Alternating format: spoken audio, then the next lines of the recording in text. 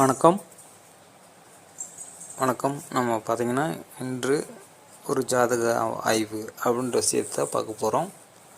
இந்த ராசி அப்படின்றது கிரக அமைவு எப்படி இருக்குது அப்படின்ற விஷயங்களை நம்ம இப்போ பார்க்கலாம். ரிஷப ராசி, சுக்கிரன், புதன், ராகு 3 கிரகங்கள் ராசியிலேயே உள்ள இருக்குது. ஆக மொத்தம் 4 கிரகங்கள் ரிஷப ராசி அப்படின்ற விஷயமா இருக்குது. லக்னம் கன்னி லக்னம்.